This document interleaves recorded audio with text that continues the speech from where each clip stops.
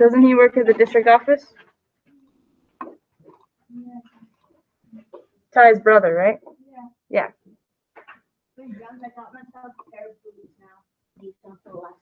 They look nice. Alrighty. Can we see my screen? We're all good? Yep. Okay, so we are going to head on over to Google Classroom, and we are still working on our story for My Life with the Chimpanzees. So let's go ahead and get that open. No, there's no video to go with today's. Sorry.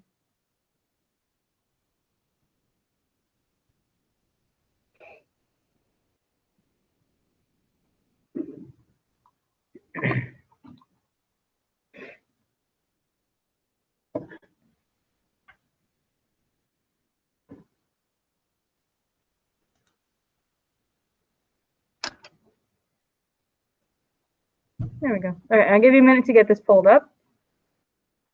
We have 3 more days of working on this. So we're going to do a couple of sections today. And then I think 1 more section tomorrow, and then we're going to do the little writing assignment that goes along with this on Tuesday and Wednesday. So 2 more days of working with this, then our writing assignment. You might not want to turn this in until after our writing assignment. It does kind of go along with it. So.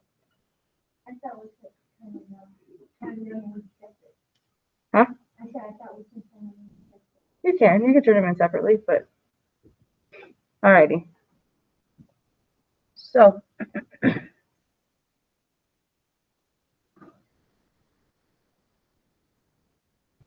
right.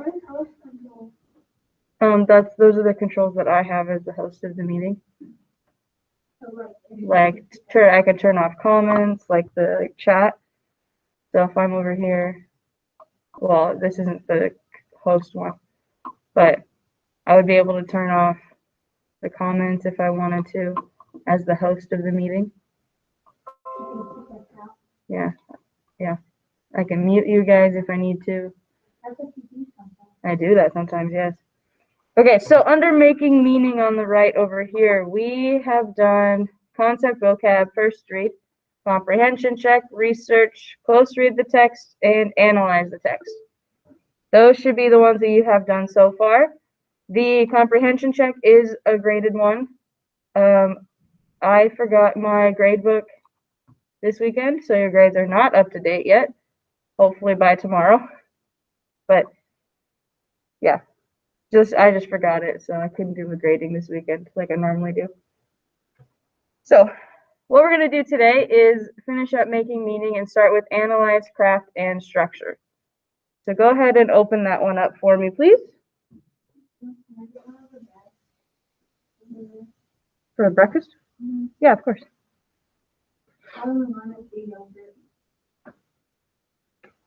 So analyze, craft, and structure is going to be the section that we work on today. We will also do a couple more after it, but they won't take too long. So let's go ahead and get going with author's purpose.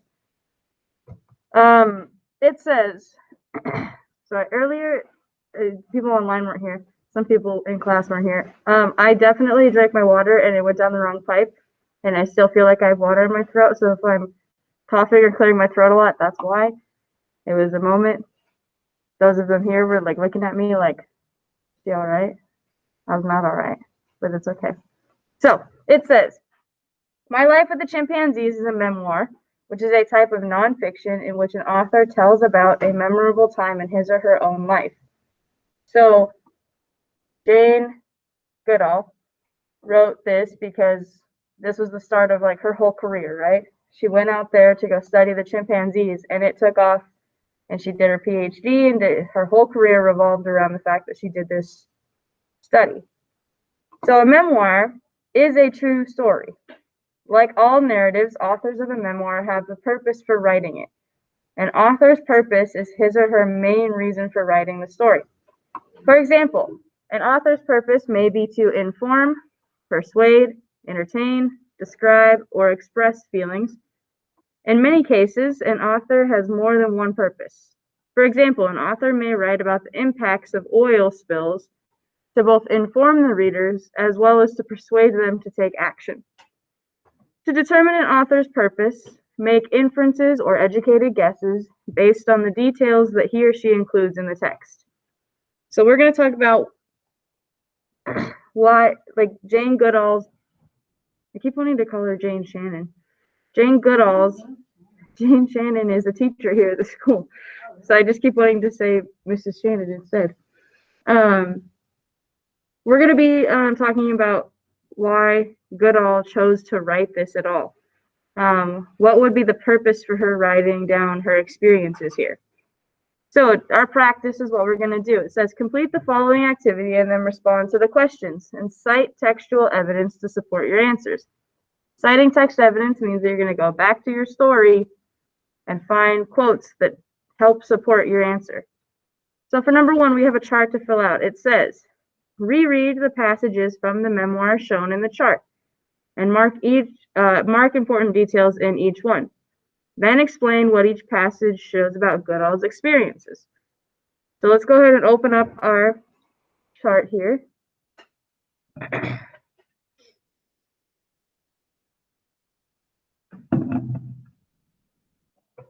Okay, so what we're going to do, I'm going to reread these paragraphs to you. And it says that you need to mark the important details. You should be able to highlight in this. Oh, maybe not. That's okay. You don't need to mark the important details then. But I'll reread it to you. And then your job on your own, this part is graded, this is one of the graded sections, is to tell me what this explains about Jane Goodall's experience and why she reused it in her story. Okay? So I'm going to start by reading the first one and helping out the first one, and then the second 2 you're going to do on your own. Our first one in the box, paragraph 5, says, I shall never forget the thrill of that first exploration. Soon after leaving camp, I met a troop of baboons. They were afraid of the strange white-skinned creature, that was I, and gave their barking alarm call, wahoo, wahoo, again and again. I left them, hoping that they would become used to me soon. Otherwise, I thought, all the creatures of Gombe would be frightened. So, that paragraph is at the very, very beginning, when she first got to the island and the sanctuary that she was in.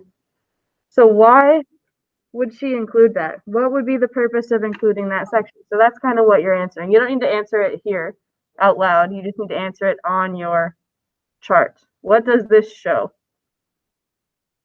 Okay. Huh?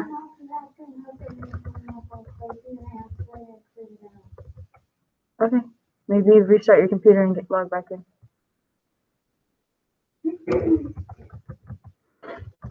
Okay, so you're essentially answering the question of why would she include this paragraph? What's the point of including this specific paragraph? So I'll give you a minute to do that, and then I'll look at number 2, the second box.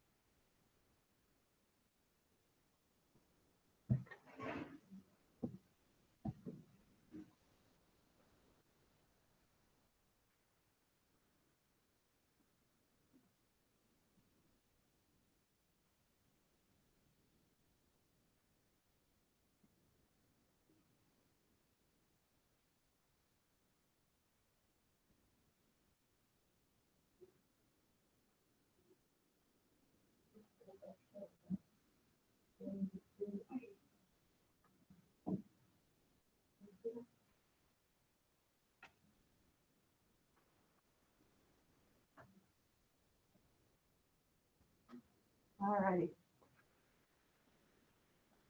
So I see some of you guys finishing that up here. So I'm going to go ahead and read the second paragraph and have you guys do the same thing. Why would she include this paragraph? So our second one says, yeah, Elijah. Okay. Only a very few animals in the forest at Gombe were potentially dangerous, mainly buffalo and leopards. Bush pigs can be dangerous too, but only if you threaten them or they're young. And of course, there are poisonous snakes, 7 different kinds.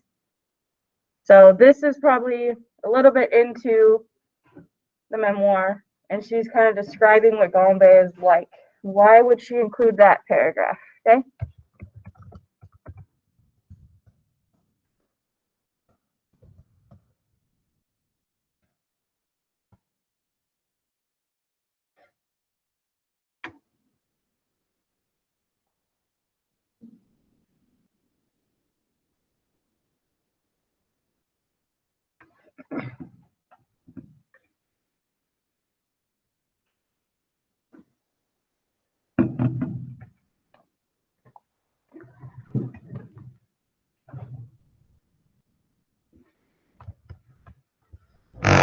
Oh, sorry, I was moving my computer.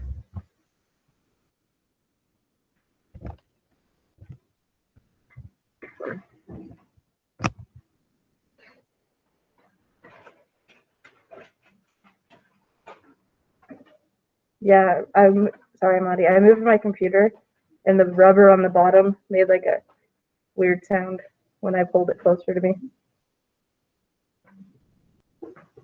Yeah. So it was the computer, not one of us in here.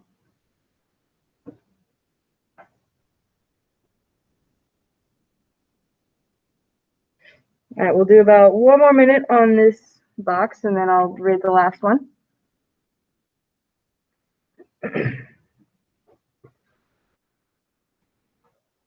Yeah, it's that one.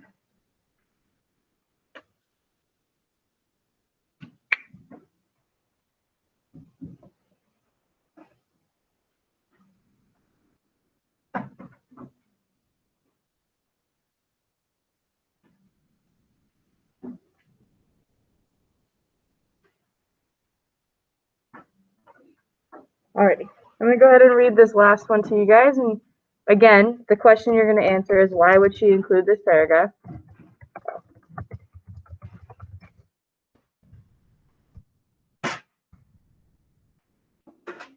Okay. So this paragraph is actually the last one in the memoir, the very last paragraph in the whole thing that she wrote. And it says, there were always more fascinating things to watch and record, more people to help write everything down. What had started as a little camp for Mum and me ended up, 6 years later, as a research center where students would come and collect information for their degrees. I was the director. Okay? So this is the very last paragraph of her memoir. Why would she include this? What does it tell us about her experiences in Gombe?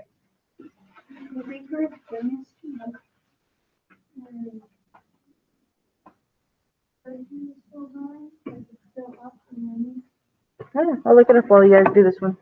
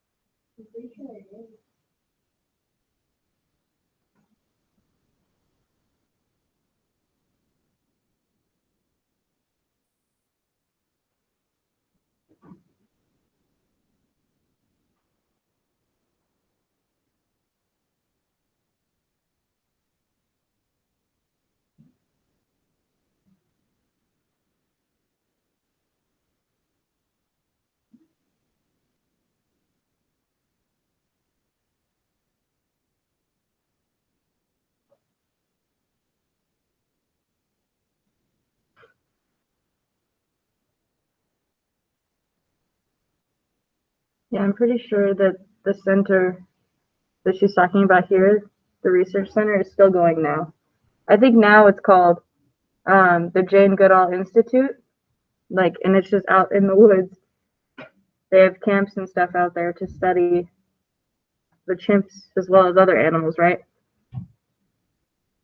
But it should still be up and going. which is pretty cool.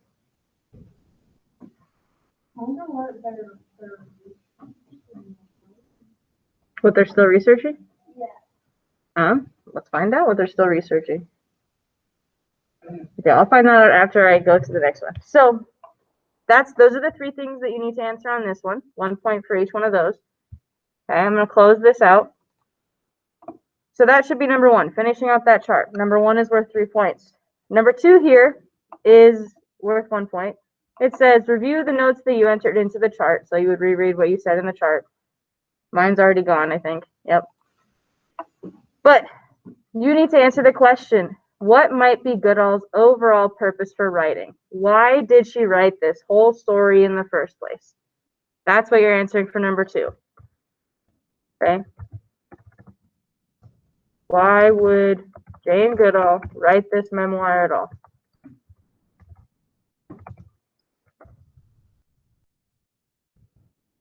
Okay, what was the point? Go ahead and answer that. I'll give you a couple minutes to answer that. But what is the point of writing this memoir?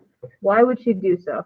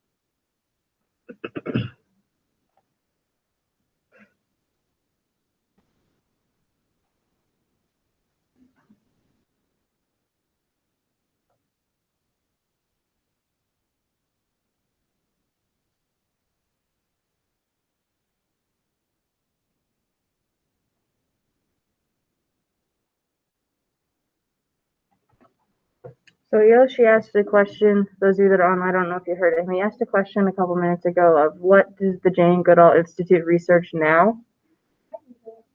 They still research the chimpanzees, but Jane Goodall went out there in, what does it say, 1960, right? That's when she first started her research. Think about the technology changes from 1960 until now. There's so many things that they can do now with technology that there's always something new for them to discover out there. So that's why they keep doing it. They're finding new things, finding out new things about chimpanzees every day, new ways that the chimpanzees use tools. They themselves use technology to like track the chimpanzees better, all kinds of stuff. So there still is that center out in Bombay. There's just a lot more people now, a lot more technology, and instead of it's basically like a chimpanzee sanctuary now. There's other animals and stuff there, but it's a protected area. So like people can't go in, and like poachers, they would get arrested if they killed any chimpanzee there, stuff like that.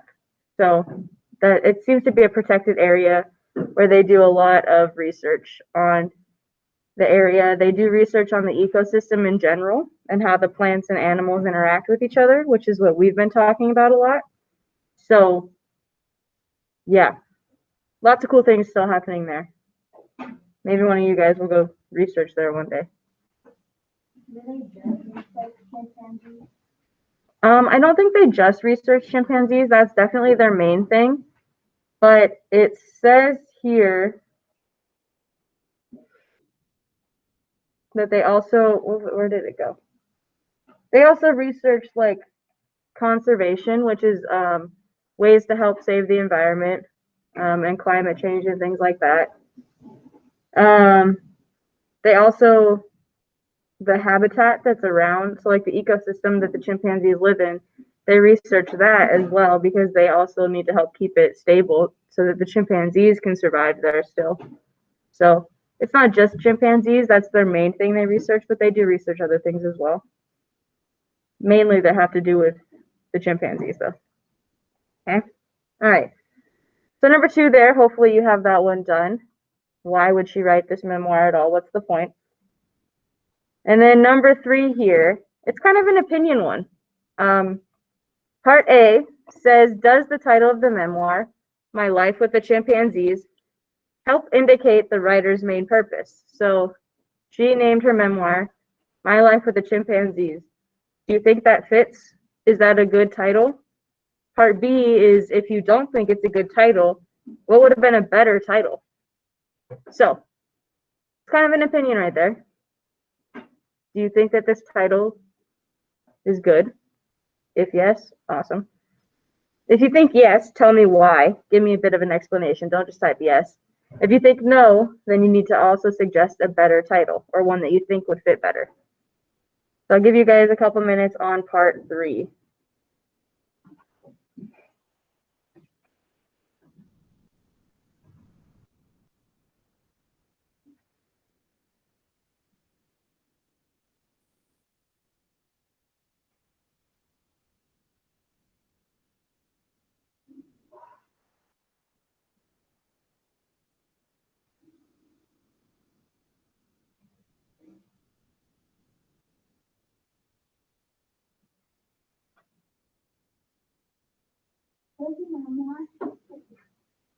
A memoir is a story told by a person about something memorable in their life.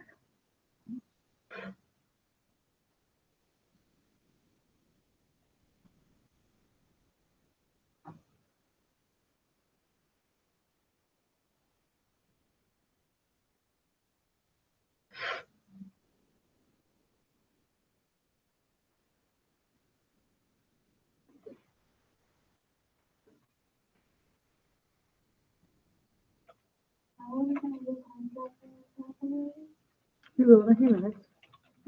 We will in a few minutes.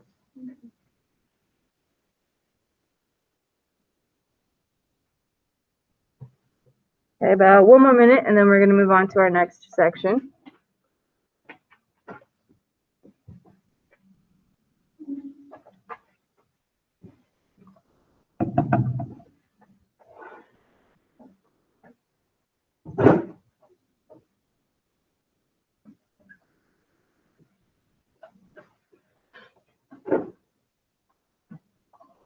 Alrighty. So this section, analyze craft and structure, 1 through 3. So the chart was number 1, and then you had to answer questions 2 and 3. That is a graded one, so make sure you complete it. Okay. And then we are actually done with making meaning. So you can close the making meaning tab.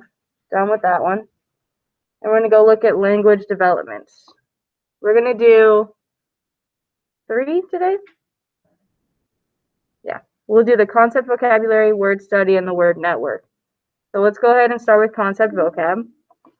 We had our 6 words here. Vanished, which means to disappear. Miserable means you're sad and uncomfortable, don't like it. Irritable is like you get mad quickly, things annoy you quickly. Threateningly means that you come up and you act very threatening to someone. Impetus, I don't remember that one. What does impetus mean? Impetuous, thank you. What does it mean? I don't remember. I don't use this word very often. Acting suddenly with little thought. So you're impulsive. You act very quickly. You don't think about what you're going to do. And then dominate means to be like on top. You dominate the situation. You control it. Okay? Then it says, why these words? These 6 concept words describe different aspects of the chimpanzee's behavior. For example, the chimpanzees appear miserable and irritable in the rain because they don't like it.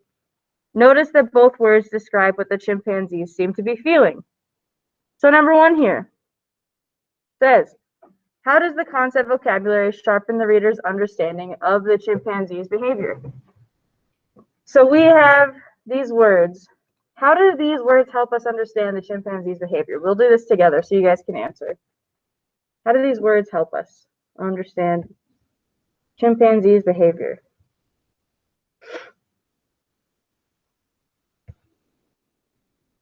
No? How do these words help us understand the chimpanzee's behavior? Makes it sound better. Okay. So, yeah, it gives us, I'll look right in a complete sentence. They give us more insight on how the chimpanzees act and make us want to read more.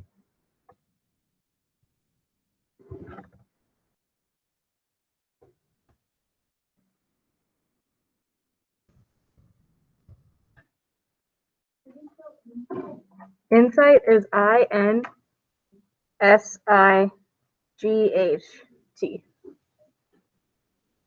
And insight just means knowledge. Gives us more knowledge about how the chimpanzees act.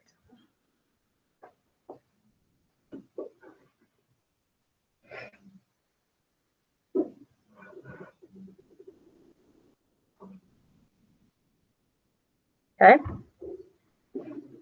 Give you a minute to finish that one.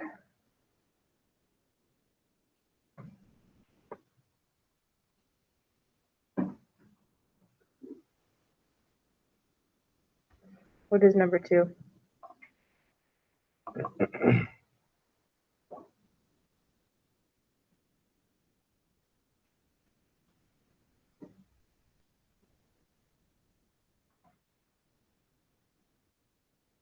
Okay. Number 2 is asking us if there's any other words that help describe chimpanzees' behavior as well from the story. So we'd have to go back and look. So I want to say they start describing the chimpanzees. Let's see. It was after David Graybeard showed up, and then she starts describing what the chimpanzees were like. Okay, so here is David Graybeard showing up. Let's see.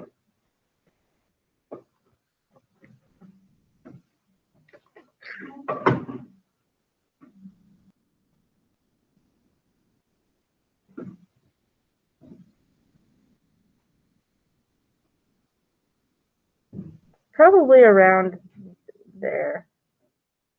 Maybe like paragraph 40. Kind of like skim through, see if they kind of start talking about anything that has to do with how the chimpanzees act. And if there's any other words that we could add to the list of behaviors and ways that these chimpanzees act. So I'll give you a minute. Maybe do like paragraphs 40 to 50. See if, just skim it. You don't have to reread it word for word. Just skim it and see if there is anything that helps describe chimpanzee behavior anymore.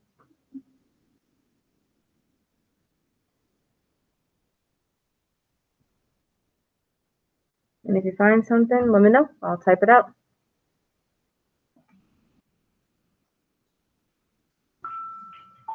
Can you send Kayla and David to the office for a moment? Yeah.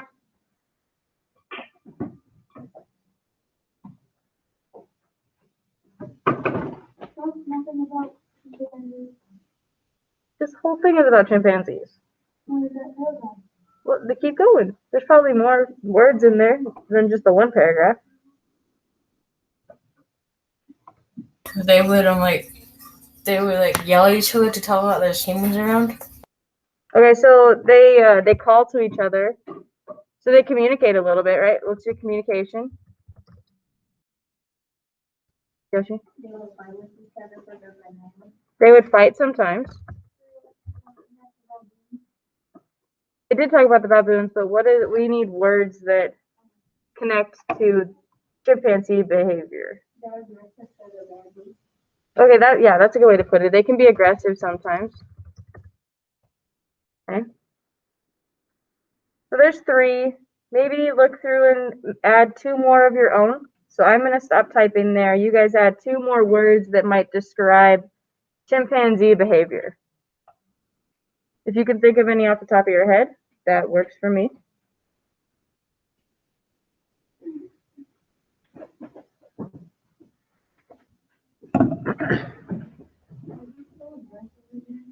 Aggressive, AGGRESSIVE.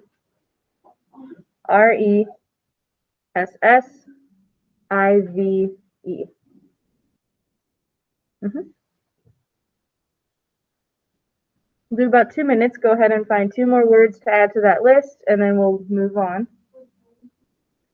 What? I can't hear you.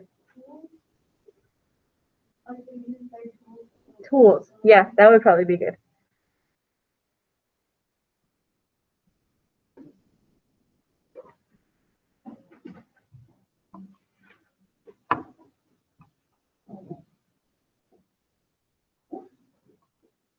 Paragraph 48 has a lot of things in it that you might be able to find words. Paragraph 48, if you're stuck. Good.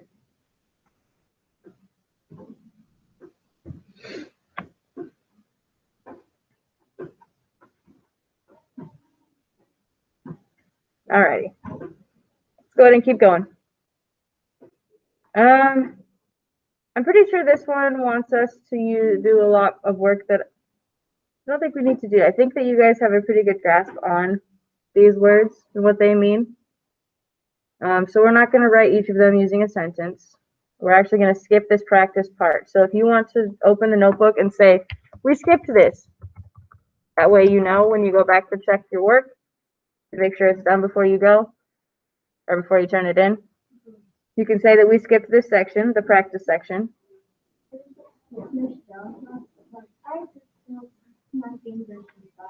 Oh, okay, let it restart. Okay, so you can write that we skipped this.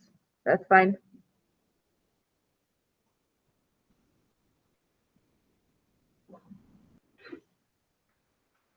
Okay, I'm going to close this.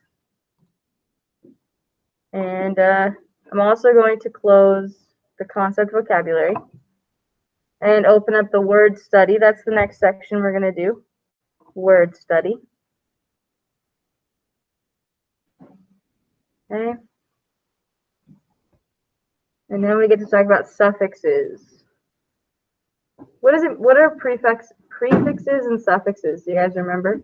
A prefix is like a word, kind of like pre or me. Okay. Before the beginning of a word. Good. And a suffix is like a word that goes in the after. Good. Like if you have miserable, able, Good.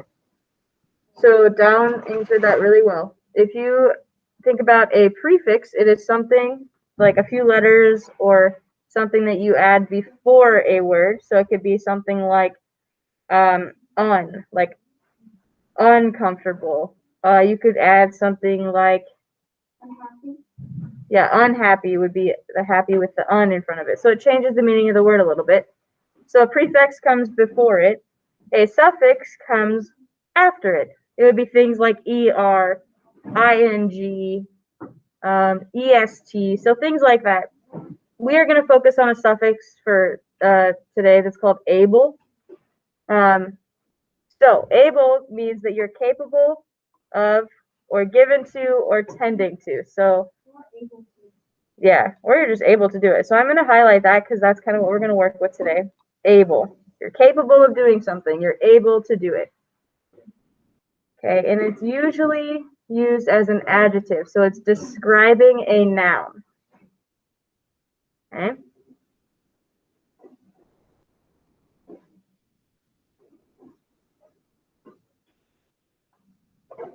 So the one that they're going to talk about here is irritable.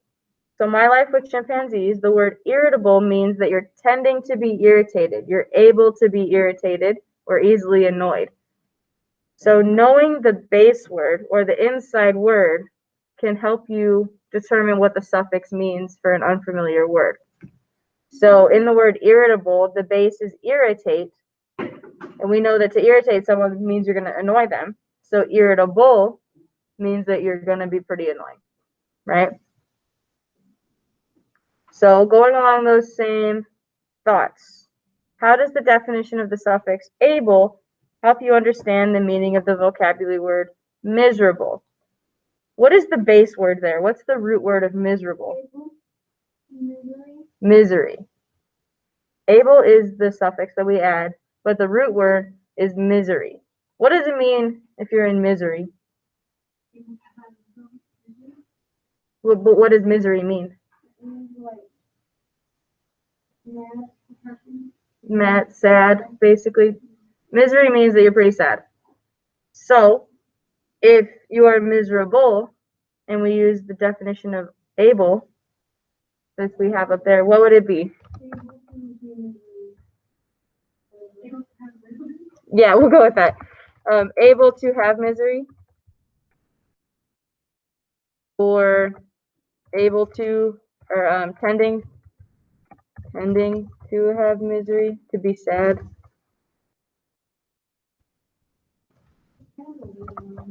That is a weird one. I spelled that wrong. Misery. It is a bit of a weird one. But does that help us understand the word miserable better? Yeah. A little bit? Yeah. So then if you say yes, describe to me how. Write one sentence there. How does it help you understand the word miserable better? So, yeah, in the same notebook, how does this help you understand the word miserable?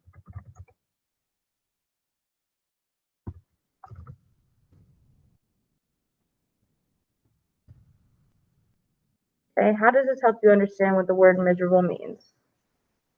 I'll give you a minute on that one.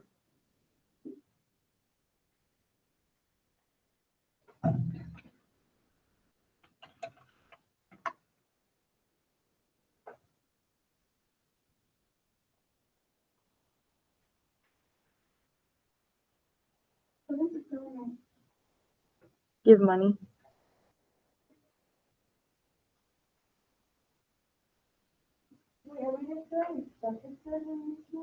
Just suffixes, yep. Why is there a whole bunch of words and like clue around them? Just focus on what you need to be doing. I'm trying to find something. Focus on what you need to write.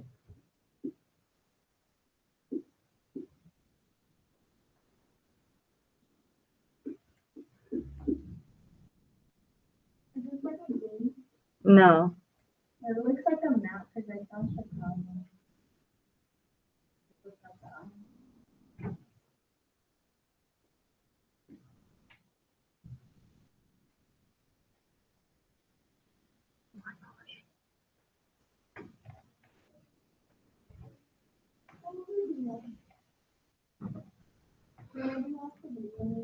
Maybe. Alrighty. So, there is your number one. Miserable means to have misery, to be able to be sad. And describe how that helps you understand the word miserable. Then we need to go to paragraph 48, which is very nice because I already have it pulled up on my screen on the left over here, 48. And we need to find a different word with the suffix able. So we're going to read it and find another word with the suffix able, and then write a definition for that word. So I'm going to read it, and you guys are going to have to tell me which word that is. So, paragraph 48. Once you have been close to chimps for a while, they are easy to tell apart as, wow, okay, let me restart that. Oh, that was bad. Once you've been close to chimps for a while, they are as easy to tell apart as your classmates. Their faces look different and they have different characters. David Graybeard, for example, was a calm chimp who liked to keep out of trouble, but he was also very determined to get his own way. He arrived in camp and couldn't find any bananas. He would walk into my tent and search. Afterward, all was chaos. It looked as though some burglar had raided the place. Goliath had a much more excitable impetus. No impetuous? I hate that word. Temperament. William, with his long-shaved face, was shy and timid. So, paragraph 48. What word uses our suffix? Excitable. Excitable. Good. Spell it correctly. Excitable is the word. Okay. What's the base word? What's the root word in excitable? Excite. Excite is our root word.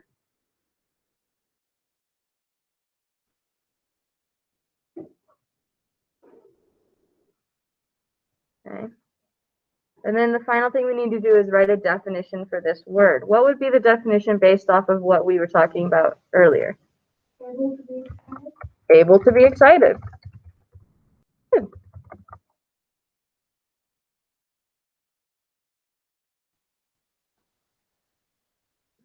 You are able to be excited.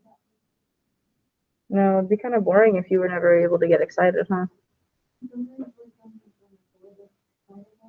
Mm-hmm. Okay, I'll give you a second to type this part out. We're almost done for the day. Or, well, not for the day. For ELA. That works too.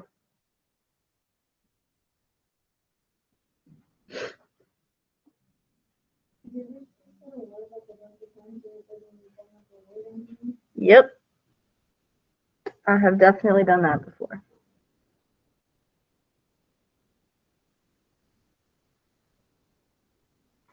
Alrighty. I'm going to go ahead and close this. I'm also going to close the whole word study section. And we have one more that we're going to do today. Word network. And this one we tend to do pretty quickly. This is where we add words that make us think about how animals and people interact based on this story, though. What sort of words can you think of from this story that help you or that remind you of words, people and animals relating to each other? Friends.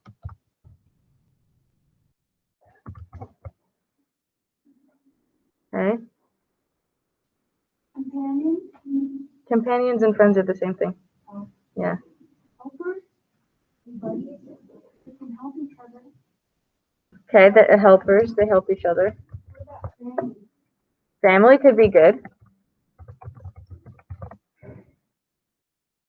What else could we add to this list? Let's try and get at least two more.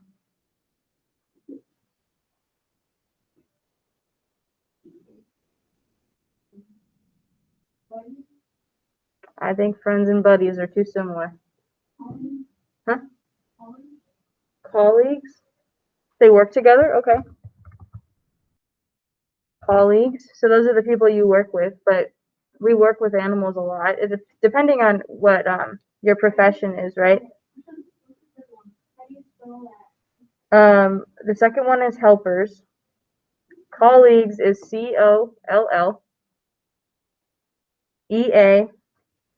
COLLEAGUES.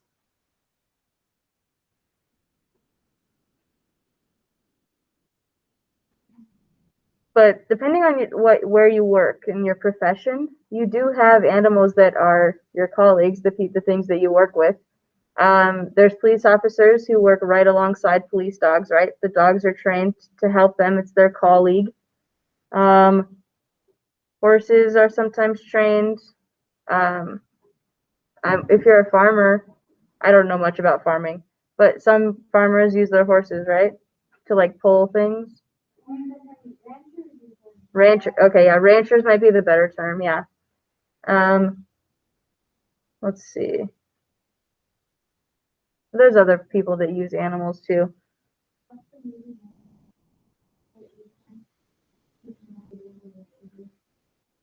Huh?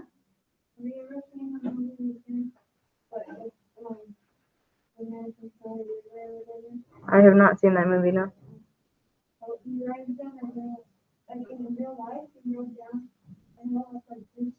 Mm-hmm.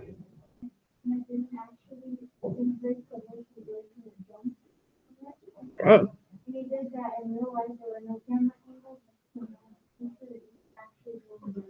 That sounds crazy.